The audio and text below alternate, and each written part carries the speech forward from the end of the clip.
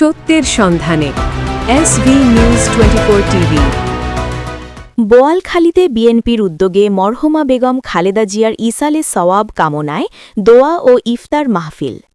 SV news 24 টিভির সাথে আমি আছি নাসরিন সুলতানা।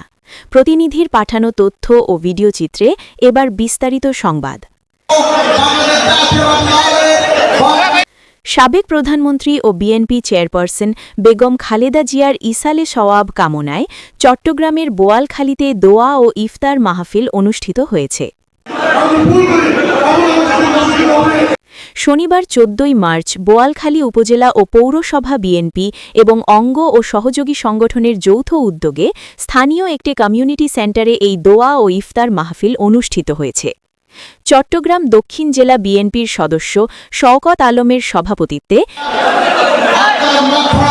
এবং নুরুল করিম নুরু ও হাজি আবু আক্তারের যৌথ সঞ্চালনায় অনুষ্ঠানে প্রধান অতিথি হিসেবে উপস্থিত ছিলেন চট্টগ্রাম মহানগর বিএনপির আহ্বায়ক ও চট্টগ্রাম ৮ আসনের সংসদ সদস্য আলহাজ এরশাদ উল্লাহ।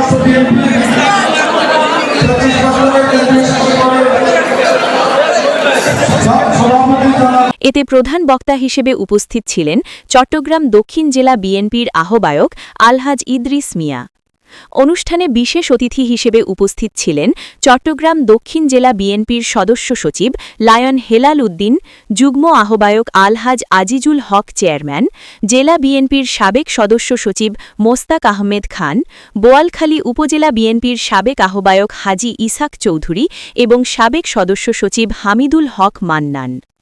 এছাড়াও অন্যান্য নেতৃবৃন্দের মাঝে উপস্থিত ছিলেন জেলা যুবদলের সাধারণ সম্পাদক মোহাম্মদ আসগর, জেলা বিএনপির সদস্য জাবেদ মেহেদি হাসান সুজন, উপজেলা বিএনপির সাবেক সিনিয়র যুগ্ম আহ্বায়ক আলহাজ নুরুন নবী চৌধুরী ও সরোয়ার আলমগীর, পোপাদিয়া ইউনিয়ন বিএনপির সাবেক সভাপতি এস.এম. সেলিম এবং সারোয়াতলী ইউনিয়নের ১ ও ২ নং ওয়ার্ড কেন্দ্রের নির্বাচনী আহ্বায়ক আলহাজ এস.এম. আলতাফ হোসেন।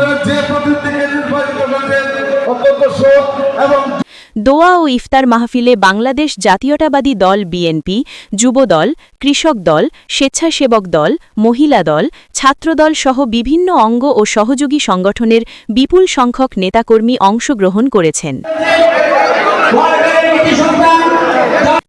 ইফতারের পূর্বে বিশেষ মোনাজাতে দেশ জাতির কল্যাণ এবং মরহুমা বেগম খালেদা জিয়ার মাগফেরাত কামনা করে দোয়া করা হয়।